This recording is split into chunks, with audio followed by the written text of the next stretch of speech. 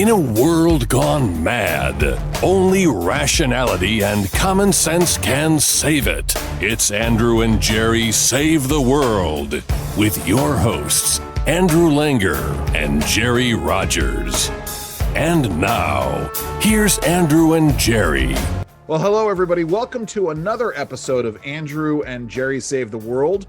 Episode 11, Andrew and Jerry Save NATO. I am Andrew Langer. Jerry Rogers. And we've got a lot to unpack. Obviously, you know, the last time Jerry and I, we did our Facebook Live last week. We appreciate that. We wanted to, Jerry and I both being busy, Jerry doing his fill-in duties at WBAL. I did some fill-in work on WCBM earlier this week.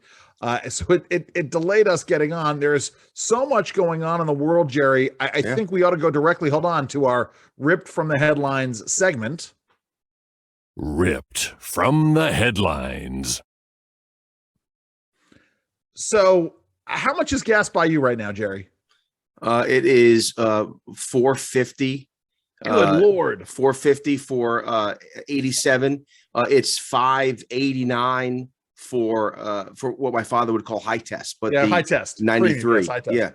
So I was drove into DC yesterday for a couple of meetings, and I'm going to get to something that happened in one of them in a minute. And as we were driving up, there's a place I like to go to. It's an independent oil and natural gas dealership. You know, they sell propane, they sell kerosene, they sell gasoline, they sell oil products. It's Sunoco product, but it's an independent dealership. I was going to ask if they sold edibles, but I guess it's a different kind of place. Well, that would be a different kind of gas station. So as we were driving out, the gas was still $3.99 a gallon, but they were not open. This is not a 24-hour a day shop. And when we drove home last night, the plan was to do it on the way home last night. Gas had jumped up to $4.25. We're at about $4.30 for the most part here. A couple of stations a little higher, nothing really lower. Now, you and I have been calling for this ban on Russian the purchasing of Russian oil and petroleum products.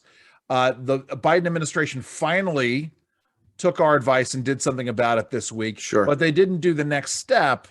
And this is the problem, is that they, you know, listen, any one of a number of ways to go here. To me, there is a determination in all of this, that the administration is determined.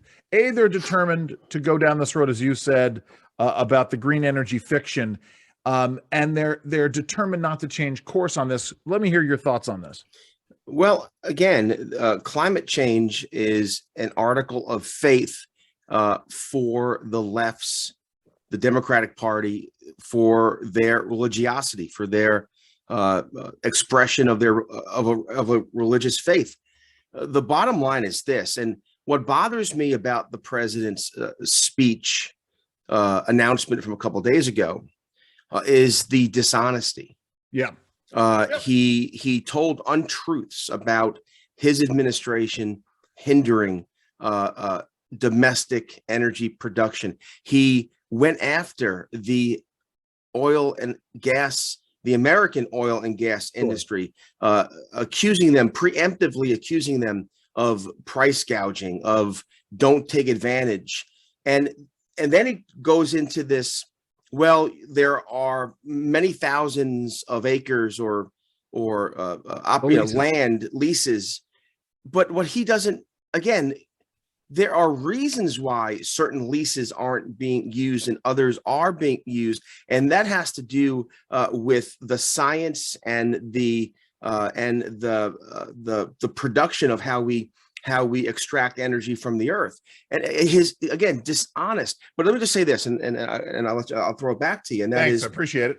I want our listeners to understand something, and that is the left's fetish of climate change led to the invasion of Ukraine. Yes, absolutely. And I'm sorry, guys. This is a very serious topic. For those of you who are listening and not watching, my dog just jumped up into my lap. So, which is what he does on occasion. He hasn't done this in a while. It's been very stressful. Producer Charlie. You're absolutely, Jerry. The fetishization of climate change and the issue of the articles of faith. Absolutely. I'm sorry. Sure. Go ahead. Well, Sorry and again, I'll just make this last point, and that is so-called green energy is neither green nor can it produce energy. And the electric car, number one, again, and Pete Buttigieg. Yeah, we've been over this before, so I think we all understand the myth. I want to bring it back. It's interesting. I want to bring it back to something that I talked about on the air the other day. And we talk about myths. And one of the things I talked about the other day, Jerry, was the idea that the left has of trying to bend. Well, we've talked about this in COVID, but it's true in other areas, bending science to ideology. And this idea that science can change. You talk about, when Jerry talks about the myth of green energy, what he's talking about is that there's a science that's involved here, and it's the science of how much energy it takes to produce a battery, the environmental degradative effects of mining for rare earth minerals, etc. The amount, how you produce the energy that is needed in, say, an electric vehicle. And I'm reminded, never mind, by the way, the costs, right? Yes. I mean, the cost here, Pete Buttigieg, again, almost in a mocking way, says, well, we can solve this problem, and we can push back on the Russians if all Americans purchase electric cars. And I heard Dan Kish, and I had Dan Kish from the American Energy Alliance, and I had a conversation the other day. There was a great segment that you did filling in for the Derek Hunter show. The average cost for an electric car, a new electric car right now, is $63,000. Yeah. Right. And I told a story about having done the math over time when I was thinking about getting a new car, getting one with an internal combustion engine versus getting one with a hybrid engine versus getting one that was entirely electric, and thinking about the cost savings over time, let alone, as Dan Kish pointed out, that the price of electricity for consumers has doubled. Right. And that's a whole wild card in all. You should take that segment, by the way, just some Andrew and Jerry personal business or business here. Take that segment and see if you can podcast it and put it up on your show page. Something we'll do that. We'll put it up on the Andrew and Jerry Save the World page. Yeah. But one of the instances that I was reminded of was what happened with VW a couple of years back, the VW diesel engine fraud. Right. Again, we're talking about science and we're talking about intention. So what the left was pushing for was a diesel engine that was fuel efficient, that polluted less, and had as much power as a regular diesel engine that could do.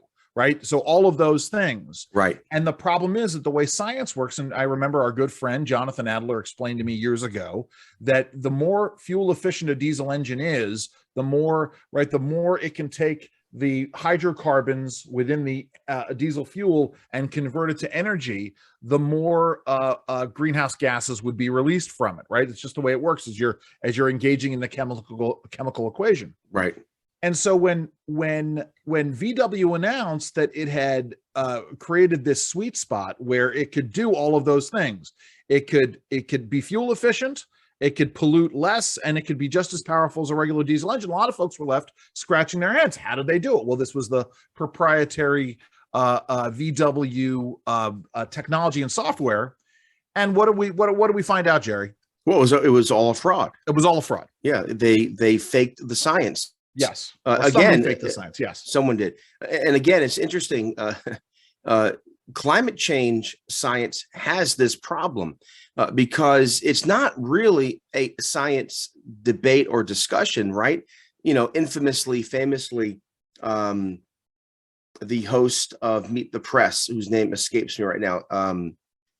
Stephanopoulos? No, that's ABC. Ed, is it Ed? I don't know. I don't remember. Anyway, it'll come to me in a second.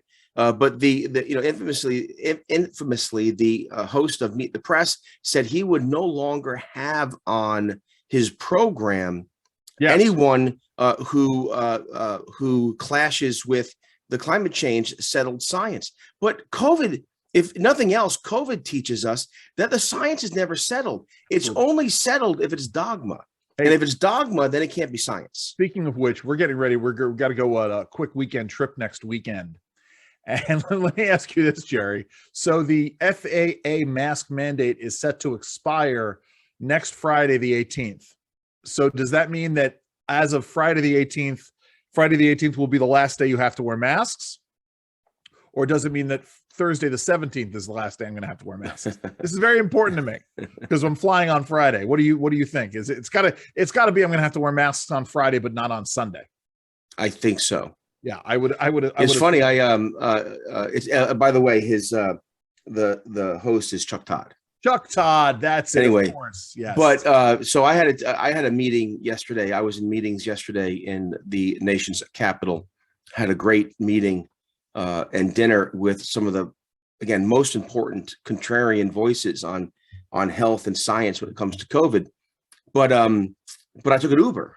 I took an Uber into the city, and Uber still requires a face covering. Yeah. No, one of my kids was Ubering around DC yesterday herself, and yeah, that was a thing. I mean, but again, it's a difference to me between private actors and well, of course, yeah. I mean, I wore the mask and I didn't complain because it's a private actor, but I do wish that we can collectively get up to speed on the science. So it's funny because I went to a meeting yesterday where the host of the meeting sent me a memo or sent out an email to all the participants saying you have to show your vaccine cards, and because that's the policy of the building that they're in. And so another colleague of ours, I won't name names, said to me at another meeting, he said, well, I'm not going, I'm vaccinated, but I'm not showing anybody my card. It's not anybody's business. And then, of course, we show up at the meeting and we didn't have to show our cards, which was all very strange. It's all chaotic. I know this is a bit of a sidewalk in terms of our topic. I want to say one thing though, please, because there is a lot of confusion about the science, about vaccines, etc. So I had dinner. The intellectual main course last night was Dr. Marty McCary. Okay. And of course, this is a Johns Hopkins researcher. He's one of the most considered and respected physicians, researchers in the world. And I asked him straight out yesterday because he's very concerned about the public health science community, and he understands and wants it to regain trust. And he had some theories there or ideas there. I won't get into that, but I asked him straight out yesterday about the vaccines because the CDC is now first of all, I won't release certain data around vaccines, but he said this. I asked him this. I have a 7-year-old, Liam, and I said Liam is healthy. Liam has no comorbidities or chronic conditions. His immune system is healthy. Should Liam get vaccinated? He said absolutely not. There you go. He said there is, I want to say this on the record, and I hope people are hearing me. He said there are no instances in America, in the United States of America, of healthy children dying from COVID. Yes. Not one. Yeah. Zero. He said there are myriad examples, however, of healthy children dying from the vaccine. Interesting. And he said, we don't know yet. He said, we're not where we need to be. He said, he's pro-vaccine. He's vaccinated and boosted. He said people should get the vaccine, especially those with comorbidities, especially older Americans. He said, but we have to take a pause with our children. And the irony is just today, the Washington Post has an editorial saying, vaccinate your kids. A lot of high schools, a lot of grammar schools are mandating vaccinations. We should put a hold on it. I applied. I'll tell you, this is for adults. I was, I'll say this. I'll be as oblique as possible. No, you can't. It's a podcast. You got to say it. An application package for a radio gig. Oh, okay. At a station I love, a station I have genuine affection for, with people I have genuine affection for. And one of the requirements of that application is that you be fully vaccinated. So, am I one of those? I'm not going to say which radio station, Jerry, but you are an esteemed colleague of mine that I have great affection for, to say the least. That goes without saying, whether or not you're at this station or not. I do want to shift gears. We got a couple of minutes before. By the way, we're bringing on our guest in a few minutes for our expert advice segment. His name is Paul Proast. He is a professor of political science and international relations at the University of Chicago. As this, I was going to make a conspiracy theory statement, which is we are going to be quietly seeing more information about COVID vaccines the deeper and wider this crisis in Central Europe gets. Because we are doing our rip from the headlines segment. You're right about that. I wanted to play this clip from the Vice President of the United States, Kamala Harris. She is speaking this morning in Poland, and here's what. Let me get here. Here's what she had to say. We're only going to play about the first 40 seconds of it, but this is important. The UN has set up a process by which there will be a review and investigations, and we will, of course, participate as appropriate and necessary. Hey, before we get to the next part of this, Jerry, did it look like, as she was moving her head, that she was trying to signal for them to move the teleprompter a little bit faster? Oh, yes. Now that you mentioned it, yes. Okay. But no, I didn't pick up on that. On this stuff. We didn't do a show after the State of the Union. I came in for some crap because of my commentary about the weird shimmy gesture. Well, yes, but let me say this also to confirm, she has odd movements and mannerisms. I mean, sometimes it looks like her hands or arms, someone is moving them for her. The movements don't go along. Maybe she has with the rhythm of her speech. Part of dyskinesia I keep seeing on TV, the ads. Or maybe like Senator Kennedy from Louisiana said. Senator Kennedy from Louisiana said when asked about her comments and her mannerisms, he simply said, "I don't speak stupid." Well, here we go to the word salad, the real world salad part of it. But we all watched the television coverage of just yesterday. That's on top of everything else that we know and don't know yet, based on what we've just been able to see. And because we've seen it or not doesn't mean it hasn't happened. But that we know and we don't know. This is that we know or don't know whether or not we've seen it. We know it's happened. I mean, listen, again, when you care to send the very best, send the Vice President of the United States. I mean, it is a real shame. She's intellectually challenged. Let's just say that. Well, I mean, she's out of her depth, and and I will say it is terribly sad in that regard. You know what I'm doing? I'm going to open this up here. That works. That because I'm not going to. Actually, I can't do it that way. Sorry, as I talk to myself as I edit on the fly. Jerry, we haven't done this yet. We probably should have. But in terms of our conversation with Professor Proast, what's number one on your mind with him? I don't understand, and I want to wrap my head around why NATO isn't doing more to aid, to help the Ukrainians, and also to push back on Putin. I want to get to something that he and I talked about. This came up in a meeting yesterday. Someone from a relatively new organization, I won't say who, someone who claims foreign policy bona fides, got up and said that what Ukraine has to do is negotiate, and one of the things that they should agree to is that they remain forever neutral. I want to, I started to have a conversation with Professor Proast about that issue, about the issue of self-determination. We're going to get into that. And in fact, Jerry, I think that's a perfect segue. Let's now go to expert advice. Expert advice. Welcome back. This is the expert advice segment of Andrew and Jerry Save the World. So glad to be joined with by our expert today. His name is Paul Proast. He is an associate professor at the University of Chicago. He's also their director of graduate studies. He's a longtime expert in international relations, teaches in that subject as well. He is at Chicago, as I said. He has his PhD from the University of Michigan, his undergraduate degree from the University of Miami. He's won awards, and he came to my attention in a very detailed thread, and we're going to talk about this, talking about one of his colleagues at Chicago, the esteemed Dr. Mearshimer. And we'll get into what Dr. Mearshimer had to say in a minute, Paul. But let's start here, which is, how did we get here? I mean, here we are. We're now almost 3 weeks into this particular conflict. There was some question as to whether or not it was actually going to happen, but why now? Why January, February of 2022, as opposed to at any other point in time over the last 8 years? Great question, and I think this is the thing that most perplex a lot of experts, especially people in my field, because we're really good at like pinpointing what you could call the macro processes and saying like, yes, these conditions are in place. It seems likely there could be a conflict. And indeed, in the case of Ukraine and Russia, folks have been predicting that there was going to be a conflict between these two since the end of the Cold War.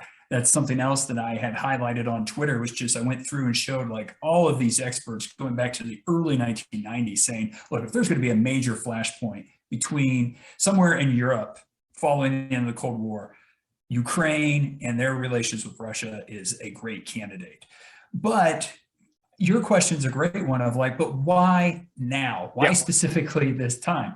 And I think, first of all, we can shorten it down from the 30 some years since the end of the Cold War to just the past 8 years as you have, by saying that obviously going back to 2014 was when Russia had invaded Crimea, had taken the Crimean Peninsula. And ever since then, there's been, if you want to call it low level conflict, especially low level compared to what we're seeing right now, there's been conflict in the eastern provinces of Ukraine against Russian-backed separatists, and then of course against Ukrainian armed forces supported by NATO. And if you go back to, and it seems like a lot of people have forgotten about this, but if you go back to the first impeachment of President Trump, it was indeed over this issue about the United States giving supplies and arms to Ukraine. So that's how long this has been going on.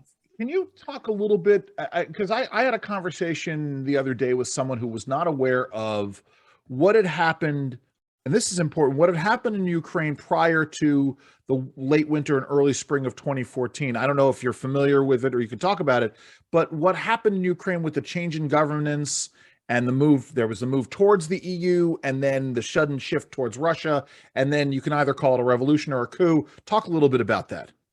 So the main event that people point to is what was called the Euromaidan protest that took place in Kyiv and really were countrywide. And this was about wanting to remove from office a leader of Ukraine who was more favored and supported Russia, because there was a lot of movement, there's a lot of support within Ukraine to move more towards the West as opposed to towards the East. And in particular, it wasn't even about NATO, it was about the EU.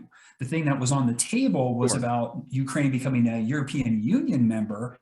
And the leader who was in power was, of course, opposed to that because he was more aligned with Russia. But there was a lot of support within the Ukrainian population to go the other direction, go towards the West. And these protests were in large part about that.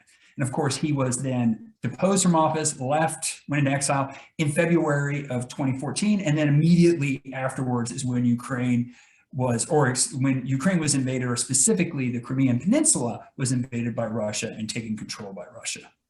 Yeah, and that's what a lot of folks, I don't think a lot of folks recognize this. And from what I understood is that the former president had been negotiating with the EU. Then there was a sudden change of heart. Then he flees to Russia, of all places, via Crimea.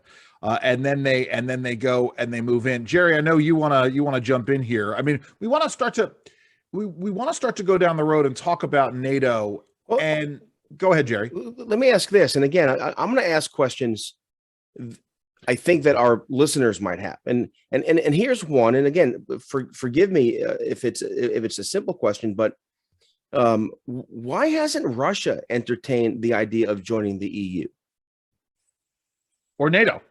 No. NATO, I understand why not. Yeah. I mean, but the EU though. I mean, for economic reasons, for trade reasons, and also, again, because, Russia is the largest, right? The largest country in Europe. So, I mean, again, is that a silly question? It's not a silly question. Not a silly question. Okay. That is not a silly question. And actually, as Andrew just mentioned about with NATO, and both of you talk about, like, NATO was also on the table at one point. Right.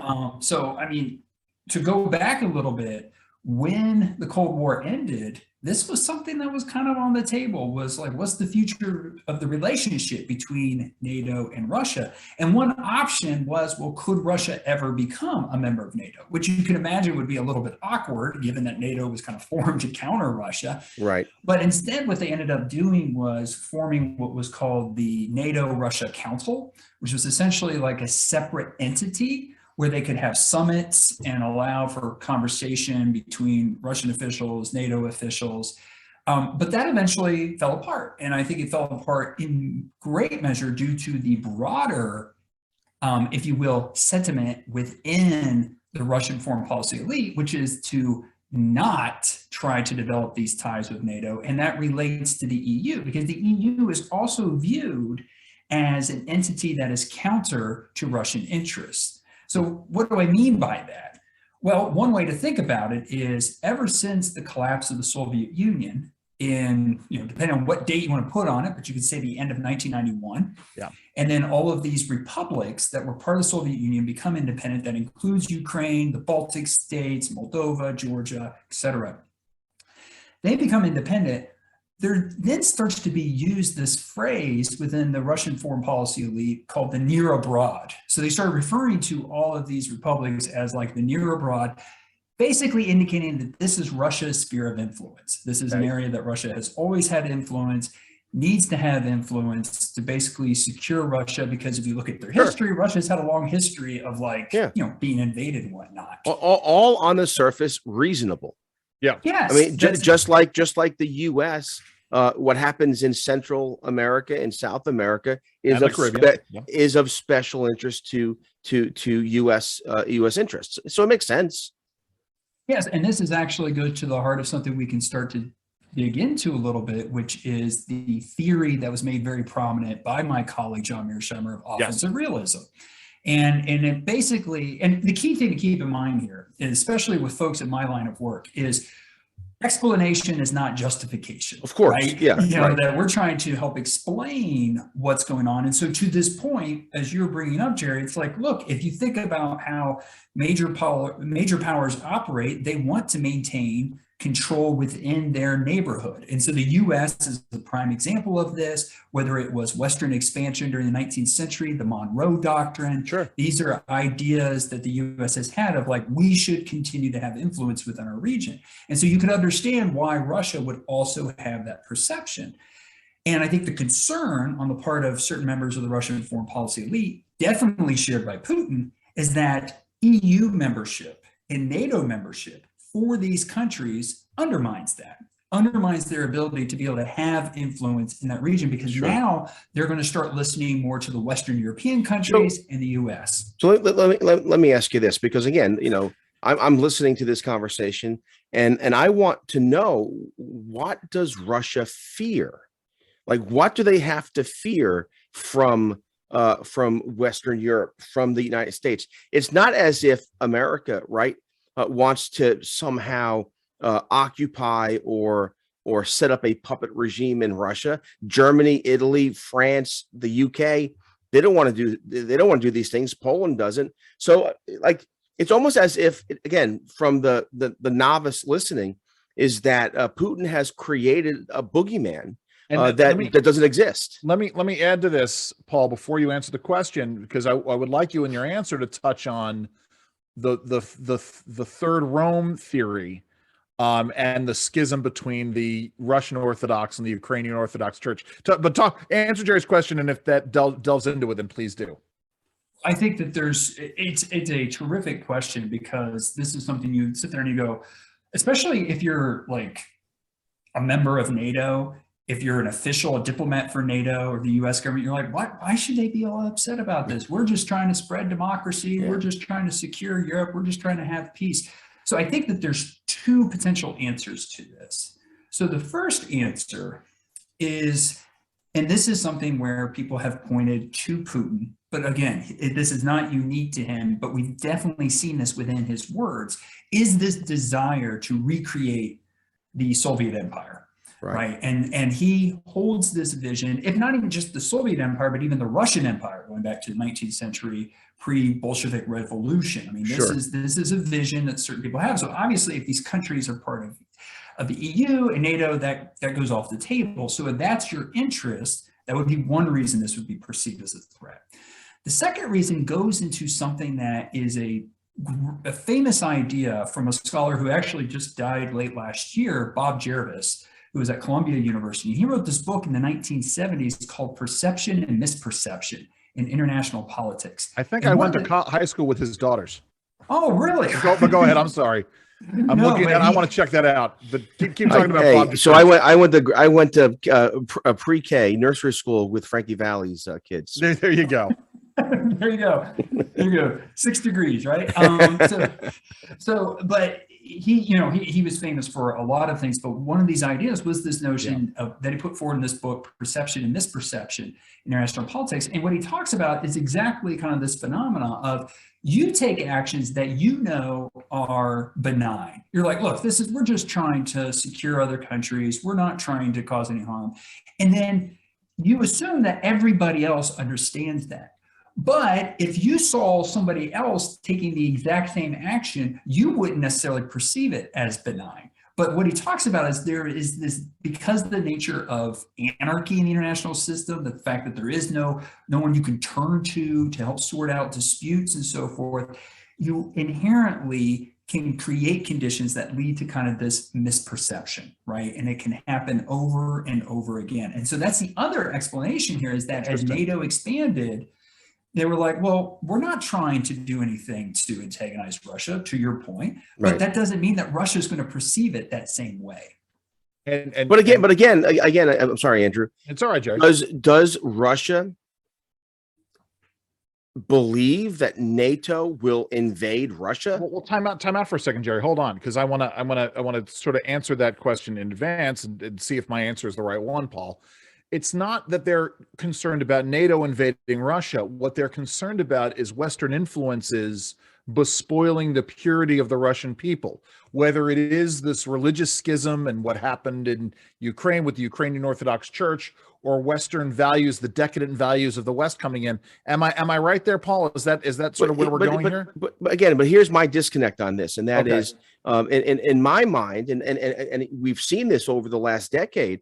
And that is, Russia is Western in a sense, right? Its affinities, its history is tied to Europe, and so this idea, I don't understand this idea that Russia somehow is alien to Europe, and especially if we're talking about Tsarist Russia, right? Where this was, they were a dominant force in Europe, and so let him answer, Jerry. I'm sorry. I'm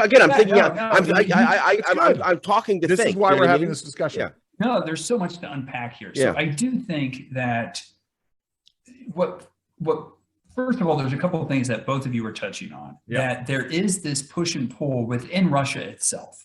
And always has been. You can go back to Peter the Great, when he established St. Petersburg. And part of his goal of establishing St. Petersburg was he saw what Paris looked like. And he said, we need to look like that because we want to signal that we are more Western, that we are part of this club.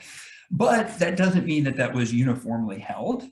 And there's always been this perception, not just within Russia, but also within Western Europe, that Russia's not quite like the rest of us, right? Sure. And part of that is driven by fear, the size of Russia, Russia's involvement in wars throughout the century. So there's always been this push and pull within Russia and within Western Europe of Russia's West, but they're not. And then that's one area of it. And it can overlay then with things, Andrew, that you're talking about, such as, religious differences, Orthodox Church schisms within the Orthodox Church versus Catholicism. I mean, there's this element to it that overlays. There's cultural elements of it that overlay it. But fundamentally, it does come down to this idea of, does Russia, and in particular, when we say Russia, not even so much the people of Russia, but the elites in Russia and the foreign policy elites in Russia, do they fully trust the West? And because of that, and that's one question, that's an open question we can talk about. Do they trust West? I think we have an answer for that right now. They don't. But that's one thing they've had to face. The other issue is then that because, and perhaps because they don't fully trust the West, because of their history of invasion, you can go back to Napoleon, for example, Sure. that there's always been this interest in wanting to dominate their region. But again, this is not unique to Russia. This is a phenomenon that my colleague John Mearshimer would say all major powers have, is wanting to control their region for their own security because of the fact that they don't trust who their neighbors are. They don't trust their neighbors a little bit further west of them. And so I think that fundamentally gets to a key issue. All right, Andrew, I have one more question, and then I'll let you. No worries. So the United States and its allies, up until recently, had a kind of a foreign policy point of view. And I would argue that since the rise of progressivism in the United States, so really when, 10 years or 12, 15 years, when the Obama administration came into power, again, we went from a understanding that America should be able to fight on two fronts. Climate change, the issue of climate change became a foreign policy priority. And so I say this to ask this question, that is, if I'm Putin and I'm watching the West, the Germans, the Americans, the British, I'm like, let them just do their climate change nonsense, and I could quietly increase my influence here with Russian oil, with energy, with economics and trade. Instead, he chooses war. It doesn't make sense to me. And we'll get to that. We'll get to the other question next. Yeah. But go ahead, Sorry. Paul. Yeah. So you're touching on something that, of course, is a key debate. Not just, I think that there's some validity to what you're saying there, because I think that this also informs why there's a debate within the United States about what's the most appropriate approach to foreign policy. Sure. There are, so we'll take climate change, for example. So there's definitely people who will say we have to do everything possible from a foreign policy standpoint, international cooperation standpoint, to try to reduce emissions, to help the environment. There's one camp like that. Of course, there's another camp that's like, forget about it. This isn't happening, we're ignoring that happening, or there's just nothing we can do about it, so don't worry about it. There's that other camp. And I think then in between, where I think most people lie, is there's a view that, what's the harm of trying to do things to reduce emissions, especially if it advances technology, so on and so forth.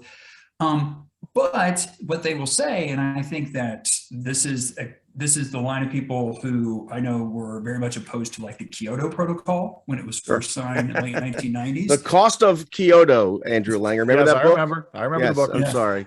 No problem. And then also with the Paris Accord is to say, this, even if we think this is a good idea to do, why is China not held to the same standards for this? Sure, exactly. What about Russia? That it's like, this is going to put us at a disadvantage in great power competition if we're the only ones who are being held to this standard.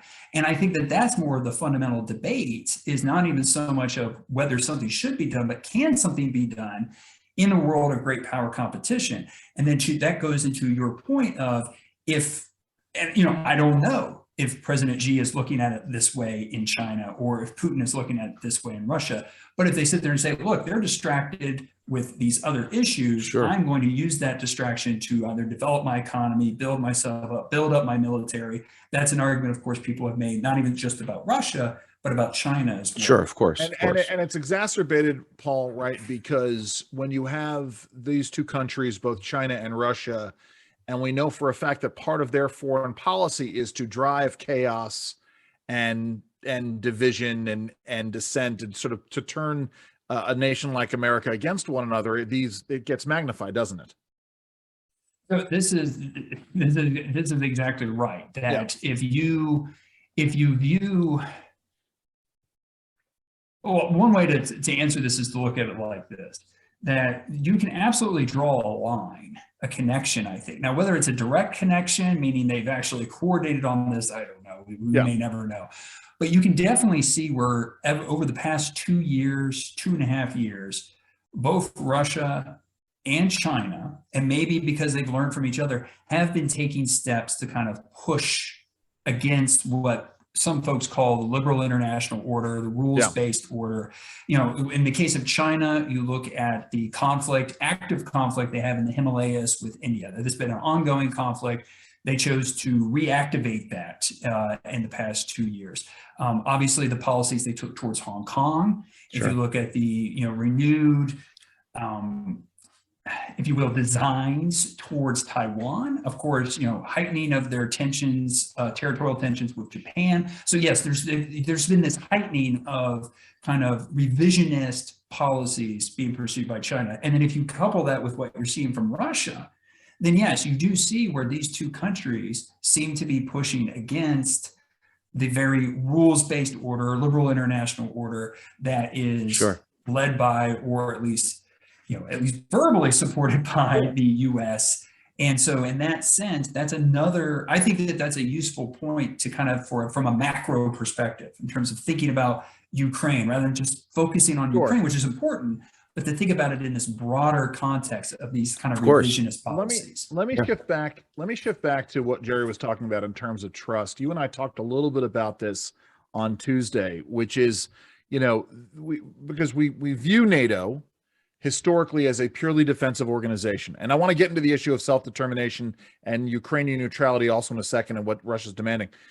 But, we view NATO, and we think of NATO as, okay, it's only going to engage in military action if one of the NATO member nations is attacked. But then there is this 1999 Yugoslavia air campaign, and one wonders then, it also leads into this idea of Russia mistrusting NATO. Talk a little bit about that, and also why it really isn't inapplicable here. But before you do, let's interject this, and that is, and Andrew, this is something you and I have talked about, and that is my understanding of the NATO alliance. Its mission isn't just the Article 5. If one is attacked, we're all attacked, but rather stability in each member country's region. And so, therefore, if there's instability in a region, and NATO has done this, and you're going to comment on it in a second. If there's instability in a region, NATO has historically acted, has been proactive, not just reactive. Anyway, I'm sorry. Go ahead. So your last point there, Jerry, I think is a really useful way to kind of then think about the Kosovo campaign, but to also think about Libya in 2011, which of course was also a NATO operation. To also think about NATO's operations in Afghanistan, to also think about just NATO expansion itself, right? That these are all predicated not so much on an Article 5, an attack on one is an attack on all, which, by the way, the one thing that always gets lost in this conversation is the second part of that clause, which is, and each member will respond in the manner they see fit.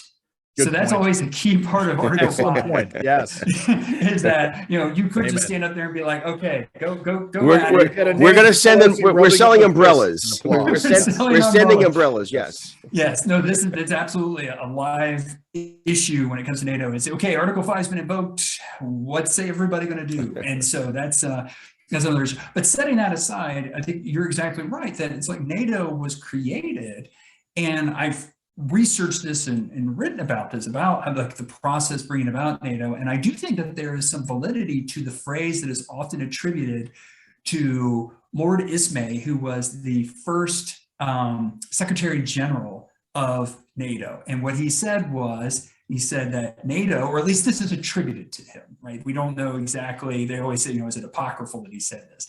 But that NATO is about keeping the Americans in, the Germans down, and the Russians out. Wow. And a lot of times we only focus on the Russians out part, right? And obviously right now that's a live issue, the Russians being out. But the reality is that that German down was also very important. And to broaden that out, what that meant was preventing conflict within Europe itself, preventing the member states from feeling insecure. And so that's why it was so important when the Cold War ended. Some people sat there and said, oh, well, NATO should disband now because Russia's been defeated. This is only about Russia. And they forgot that, well, no, now suddenly Germany is reunified. And a lot of the other European countries, especially France, were like, wait a minute, wait, a unified Germany? We know how this movie ends. It doesn't end well for everybody, Yes. right?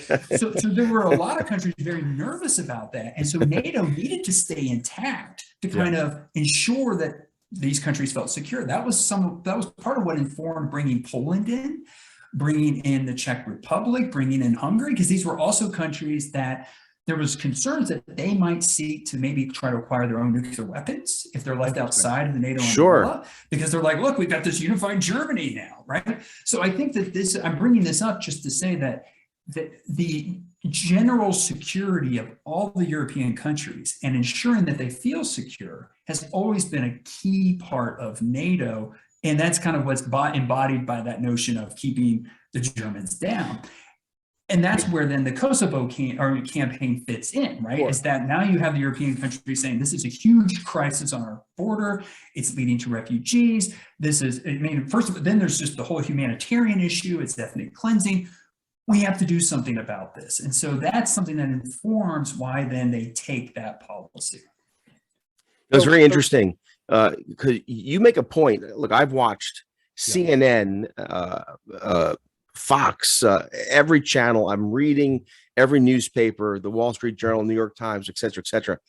And I think, again, you're the only person I can think of who has made this right argument, and that is maybe we brought in these other states like Poland as a counterbalance to Germany, as opposed to encroaching on Russia. And this is a part of the conversation that it hasn't happened, and unless I've missed it. And it's fascinating to me because you know, we don't forget because we're of a certain age, but my kids, Germany is like this, you know, this progressive, wonderful place of whatever, right? And it's chocolate.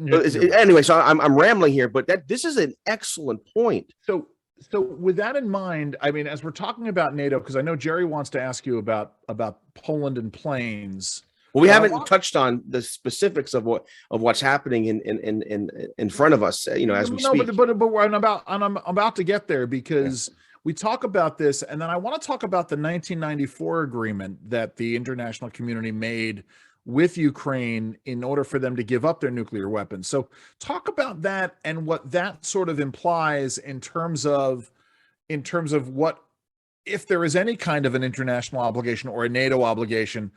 Talk a little bit about that. The 1994 agreement, there's really two key elements to this. Plus, there's just the meta point. And the meta point is that this is yet another thing, actually something that was also pointed out by John Mearshimer back in the 1990s, where he said that this is a bad idea. Now, what was it that this agreement did? Well, keep in mind that during the Cold War, both the United States and the Soviet Union are acquiring massive levels of nuclear weapons, right? And where are they basing these? They're basing them, of course, throughout their territory. Well, in the case of the Soviet Union, basing them throughout their territory means also basing them in these republics that at the time were part of the Soviet Union. And the majority of these were based in Ukraine.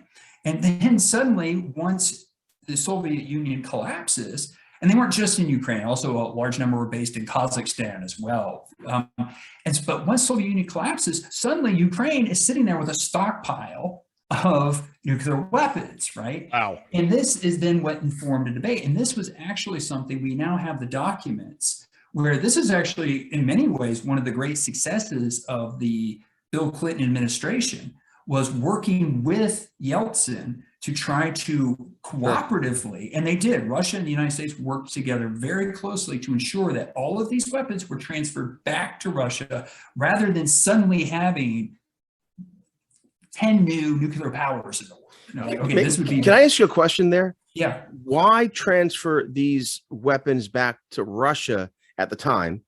and not just destroy them? Good question. It's a good question. I don't know if that was even something that was on the table. My understanding is that you could, well, think about it like this from Russia's perspective. It's like, wait a minute, no, these are our weapons. Why would we want to destroy them? We want them back, right? Yeah, because they but at the time, right, the U.S. was negotiating from a position of strength that the former Soviet Union, Russia didn't have. But regardless, it's neither here nor there. It leads into another question, though, Paul, which has come up, and then we got to talk about this other thing. but why was there ever any question as to whether or not Russia should be the successor country on the UN Security Council once the Soviet Union fell? That's a great question. Why? Yes. Why did Russia get the seat? I mean, this is something that Paul, we should have had you wear a wizard hat and have a crystal ball. But we're just sort of sitting here. But the funny thing is, Paul, is that Andrew and I we'll have these questions. I'll call in the middle of the day. Like, oh yes, why is Russia on the Security Council? Why isn't it Ukraine or why or whatever or why isn't it India? Yeah, exactly right. Anyway, I'm sorry. Go ahead, sir. Yeah, no. So I'll tell you, this is something that I've been seeing like a lot of colleagues and people who are like experts in international law have been dealing with and so forth, talking about like, how does this work? Because it's not straightforward. I mean, if you want to go back, like the other big controversy with the UN Security Council seat was when it used to be China's seat used to be held by Taiwan, and then of course it shifted to the People's Republic of China. There was even a point when China was going through its revolution. There was actually a point where it was considered that maybe we should just shift that over to India, and there was discussions about that. So there's always the potential for these shifts to happen. The best answer that I've seen is that the reason why it was just kind of taken for granted that Russia would be the successor state for it, besides the fact that Russia was the largest of the republics and the capital, of course, was in Russia and everything like that, versus the capital of the Soviet Union being in Ukraine or Kazakhstan, was that you want to make sure that Russia is still adhering to the arms control nature of the UN. And the best way to do that is to make sure that they are still, of course. They are still a permanent member. So that was kind of, so there's, This is what I don't teach. Because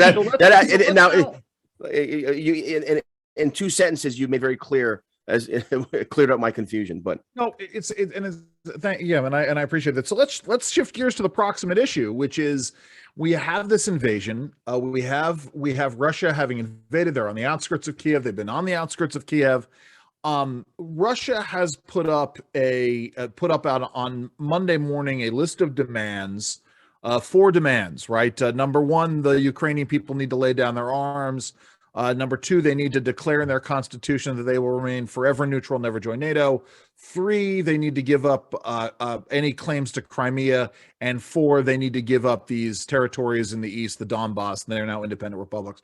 I was at a meeting yesterday, and a colleague of mine who claims to have great credentials in foreign policy, actually has great credentials in foreign policy, stood up in this meeting and said, well, Ukraine needs to negotiate and they need to swear in their constitution that they're going to, that's the outcome is they have to remain neutral. And I sat there and I didn't want to take up time in this meeting to yell at this person and say that this is inane.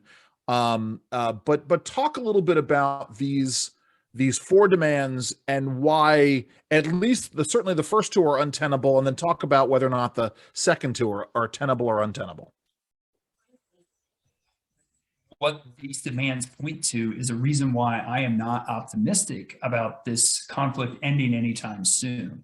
And indeed, the morning that we're recording this, they just completed some talks in Turkey, which didn't go anywhere, right? And so this is, and that's not surprising. And the reason why is because any type of offer or demands that Russia would find acceptable, and specifically Putin would find acceptable for ending this conflict, I can't, even moderate demands, because keep in mind, these are more moderate demands compared to just taking over the entire country, right? Sure.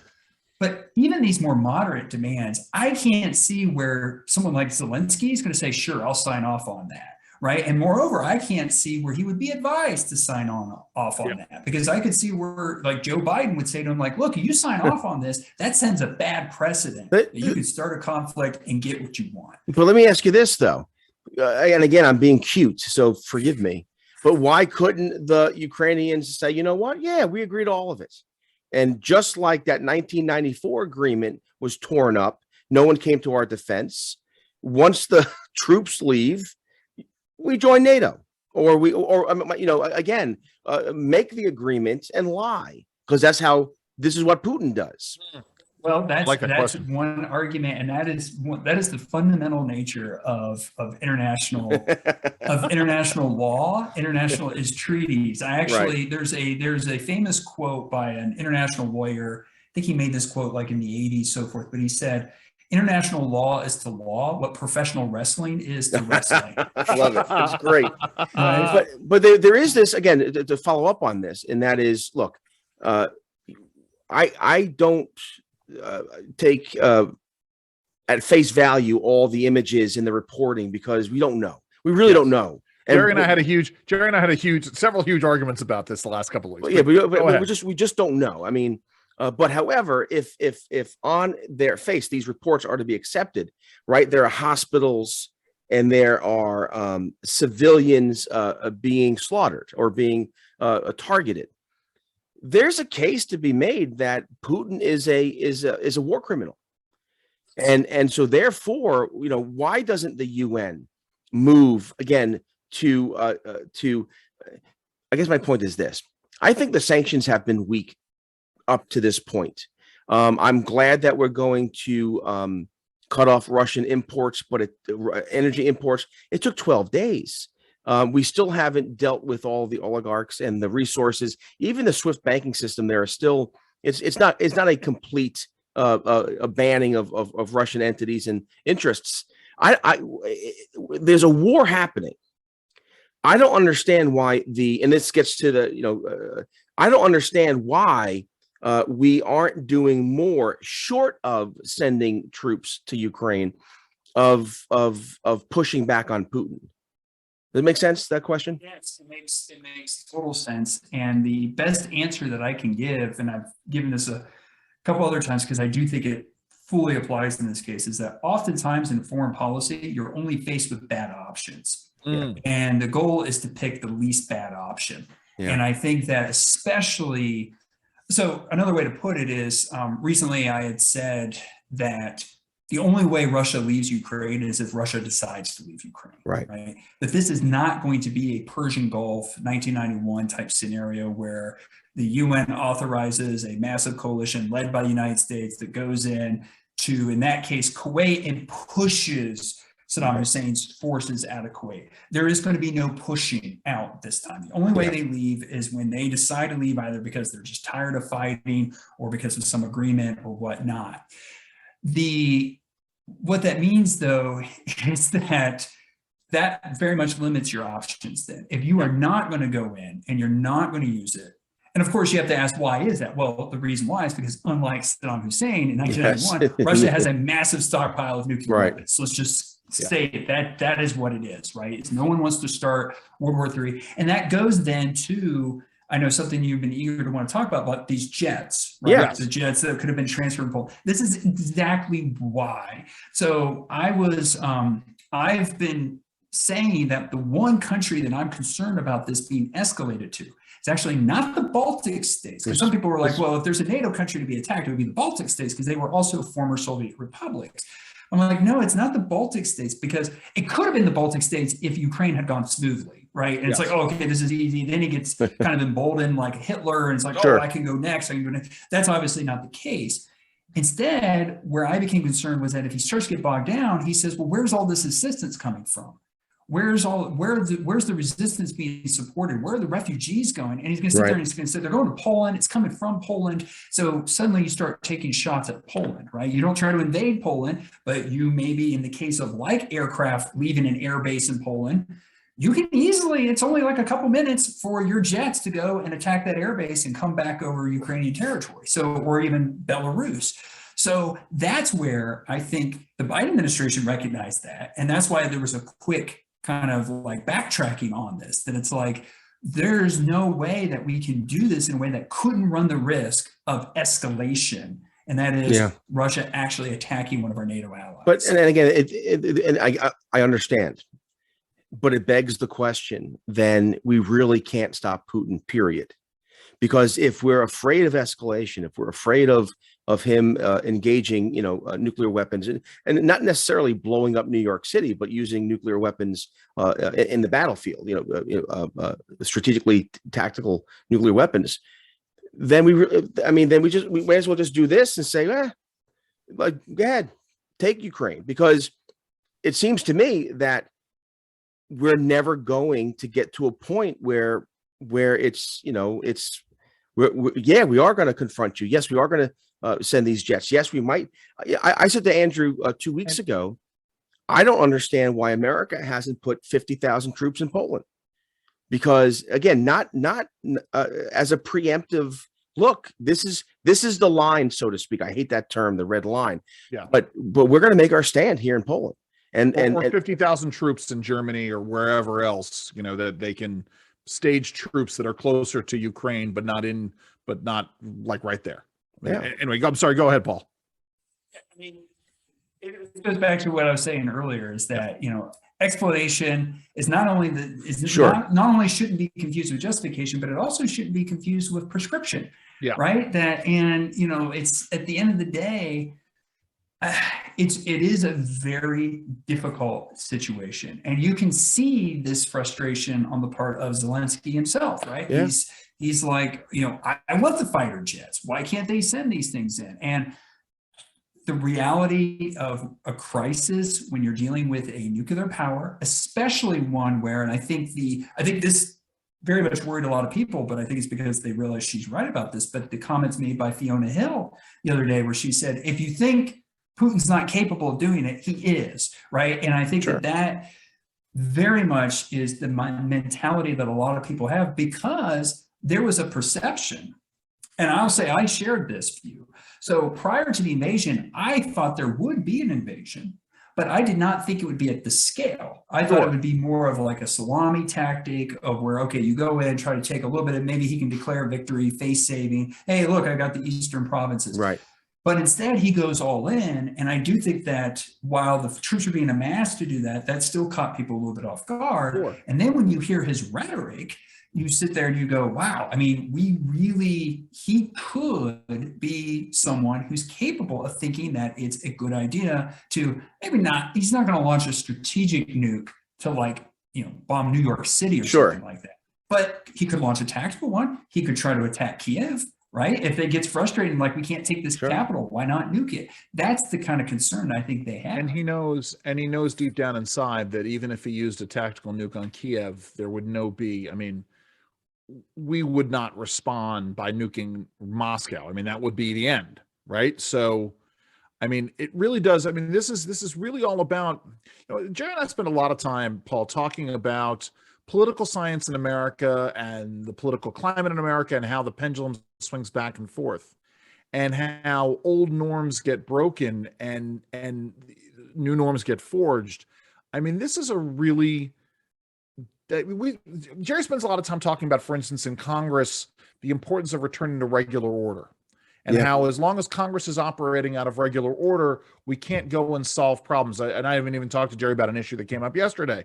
This omnibus, that's this omnibus bill right now. Right, that's another issue. Yeah. But my point is, again, you're right. You said this just a minute ago that international law has as much to do with law as professional wrestling has to do with wrestling. But for somebody like me who has a degree in international relations, it is incredibly disturbing that we are entering what seems to be a new phase where it really is international lawlessness. And I guess I say that by way of asking, I think what is probably going to be the final question, because we're running short on time. Yeah. But are there any real off ramps for Putin?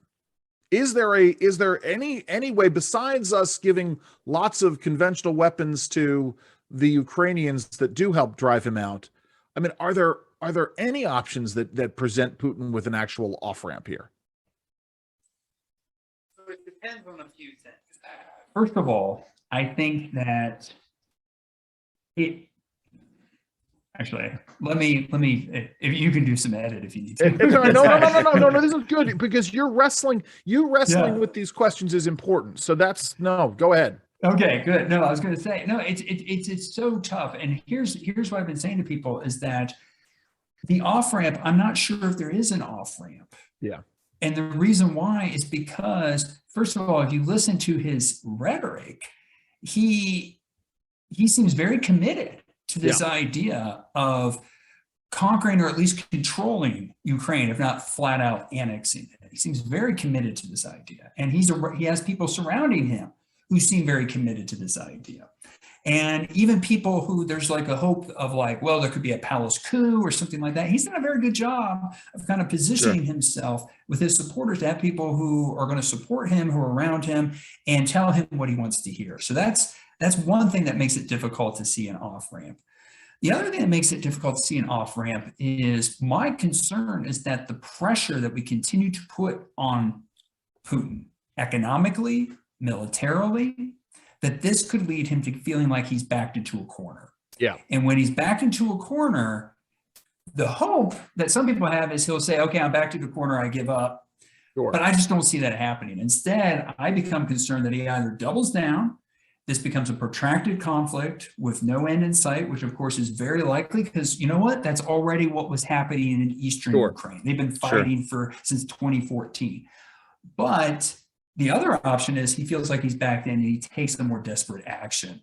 The phrase that's used for this, it's attributed to Bismarck, is committing suicide out of fear of death. Sure. Right. And that there's a concern that if he feels like he's in too desperate of a situation, that's where a tactical nuke gets used. That's where an attack on a NATO ally gets used. That's the concern. There you go. Well, listen, Jerry, do you have any other questions for our guest? Or I'd like to have you back on in the near future and keep this conversation going. But I appreciate your time. Thank you. What are you teaching this semester? Just so we know. I just would like to get a feel for what your portfolio is like. So the class I'm getting ready to start teaching is one of my favorite graduate courses, and I call it quantitative security. And what it is it's a kind of an intellectual history of how we as scholars of international relations use data, quantitative machine readable data to actually study international conflict. I mean, this goes back to the 1920s.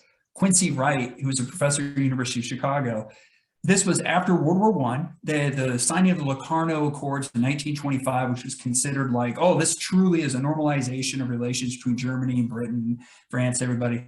But this led to people received Nobel Peace Prizes for this. There was this whole euphoria about it. And at the University of Chicago, they held a little mini conference where they said, hey, this seems like this could actually be like the ending of war, right? That was the belief. This could be the ending of war. But how would we know that? And it was someone like Quincy Wright that sat there and said, well, do we have a list of like all the wars, who fought in them, how many people died, what were the causes? And it was like, no, we don't have a list. So he started a whole project called the Study of War that they created a list with it. And actually over my shoulder here, you maybe see that big red book. That's actually the book that came out of that project. Oh, wow. So the point is that this is a legacy. And that's something that the students learn. They learn how to do this kind of analysis, but they also learn that this analysis was informed with the hope of better understanding how to prevent war in the future. Now, needless to say, we haven't figured that out yet. Sure. Yes. Let me tell you, well, listen, I appreciate this. You're doing great work, Professor Proast. Thank you so very much for joining us today. Thank you. Thank you. And now it's time for the bottom line. The bottom line. Well, Jerry, I mean, so I think he's confirmed things that both you and I have talked about, which is, it is a disturbing place for all of us to be. As someone who has spent years studying international relations, this idea of the global order being upended in this way, and there are no good choices, only successively less bad ones. And again, my bottom line is here. You can't not act out of fear. Yeah. Right. And it seems to me that the West isn't doing fully, again, short of troops, short of direct military confrontation, the West, NATO isn't, the UN is not doing all that it should and could do. And I think it has a counter impact, and that is, it emboldens Putin more. He knows. And also we send Kamala Harris, and she is out of her depth. Without a doubt. Putin is watching. Joe Biden this week talked about cutting off Russian energy, but he used that announcement to politic on green energy. Yes, 100%. And Putin sees this, and he knows that the Americans are unserious. And that's part of the problem. Let me answer it, because I think there's a corollary here, and this helped crystallize my thoughts a great deal. I'm going to disagree with you somewhat. I think you have to have a healthy dose of fear anytime you're talking about warfare, and especially anytime you're talking. I'm not saying, but I'm saying we're paralyzed by it. Well, yes, and that's the problem point, right? Yeah. And that's why I'm saying it's a corollary. It's, you can't act just because you can't not act just because you're afraid. Sure, you have to be conscious about this. But I think you are correct insofar as we laid out one of the things we wound up doing in this conversation. And I know we spent a lot of time in the last few weeks, folks, talking about this issue, but it is the number one story that's out there. And I think you and I have both been trying to get our heads wrapped around this thing. I think one of the things that I've come to is that certainly precedent dictates that precedent in terms of paperwork we've signed and in terms of the actions that NATO has taken and the history of NATO indicates that there is an opportunity for NATO to act. And that just, we can't just say, well, NATO nations weren't attacked, therefore NATO has no role. I just, think then we have a whole series of choices that we need to deal with. I think what our conversation with Professor Proast underscored is that Vladimir Putin has been emboldened, and he continues to be emboldened by the lack of coherent response or the trepidatious response. The fecklessness. Yes. Joe Biden is feckless. That word. But he's dithering. He's delayed. Yes. Again, when Jen Psaki is asked the question, would it not help our efforts to help Ukraine to shut off Russian oil exports and to ramp up domestic production of energy? And her response is, and again, I'm gonna be cute here, I'll be flip, but essentially her response is, well, if only we had more electric cars. Yes, and again, Putin's watching this. What would that do? Right. She goes a bit, well, what would that do, Peter? But Putin watches this, and he knows that the Americans are unserious. And also, given the interference of the Russians, and before that, the Soviets in the American Green Movement and the Green Movement around the world. So he knows. He knows the reason why he can make these threats about nuclear war, why he won't pull out until he wants to pull out, is because he knows that and I love this, in consultation with our allies. Let me say something here. Our allies don't matter. Let's just tell the truth. It doesn't matter what the Germans do. Hold on. It doesn't. Let me put a finer point on this. All right. Because you're here's the reality, right? Yeah. If America is not going to be the global leader on this, and we're not saying that America needs to be the world's policeman, or we may be saying that America needs to be, but it's a separate issue. Hold on for a second. Yeah. Let me make my point. My point is, absent American leadership, yes, somebody on the European continent should step in there. Now, we've seen it happen before with England. England certainly stepping in there and doing things, Great Britain doing things that America is unwilling to do. But it seems that, one of the other things that Russia did was make Western Europe so dependent upon Russian oil, that they are afraid to sort of take on that leadership role if America won't step into it. And that also is a dangerous place for the world to be in. And it means that America needs to step up and do this. It is,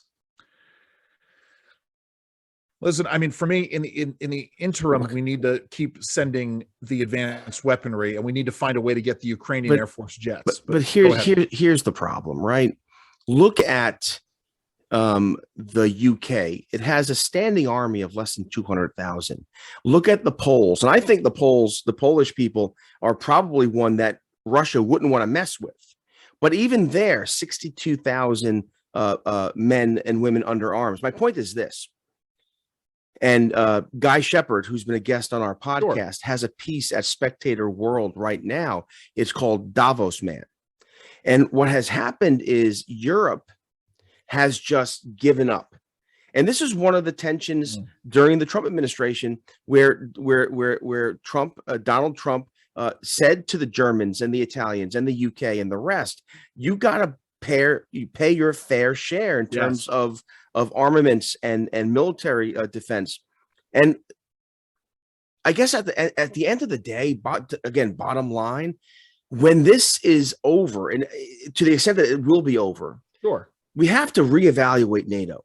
Number one. Number two, I don't think and again, I don't think this would provoke nuclear war. Russia has to be excluded from the international community. Shut off in terms of economics, but also you're out of the Olympic Games. You're off the Security Council. I mean, outside of that, are we going to do the same thing that America did, the world did in 2014, where Russia rolls in, takes Crimea, and then we say we're not going to stand for this and sanctions and a pariah, Putin's a pariah, and then just go back to normal again? No, well, and that's just it. And I guess that was a question we should have asked Professor Poast. We'll get him back and we'll ask him that question. I mean, listen, I think in the end right now, we talk, I don't want to sort of get buried in the weeds here, but, we are seeing what the Russian army can do or not do against even an ill-trained force that is armed with technologically advanced weapons. Give them the planes. I don't understand. Give them the planes. Let them find a way to get them the planes. We're not going to go there. We're not going to go there and fight for them. But we are not giving them the tools to fight with which to fight. It comes down, or find a way. I mean, right? Again, it comes down to what we were able to do against the Soviets in Afghanistan. And we changed the tide of that battle. Now, it took a long time, but we were also slow to get involved in it. And I think the time frames are different here. Listen, Jerry, because I know doing all sorts of stuff. But that was good. What else? That was a lot of fun. In fact, this is our first podcast. Again, what number is this? It's 11. 11. Where I really kind of felt that we were doing kind of a Joe Rogan thing here, where we just let the conversation go, ask questions. I like it. This is number 11 is my favorite. Finding that balance between the weedy stuff and the 30,000 foot stuff, which is what we wanted. What else you got going on, Jerry? You're on Sunday. I'll be the Jerry Rogers show over at WBAL. Sunday, it's Jerry. I'll be on Sunday. I'm going to have Brian Darling on and talk about Ukraine. I'm going to have one of his last appearances for the Media Jolt, Dan Gaynor. Did you hear the news? No. Dan Gaynor is leaving the Media Research Center. Wow. Do we know what he's doing yet? Not yet, but I know that he's done for over a year now. He's been giving my listeners at WBAL a media update, and then I'm going to have Guy Shepard on.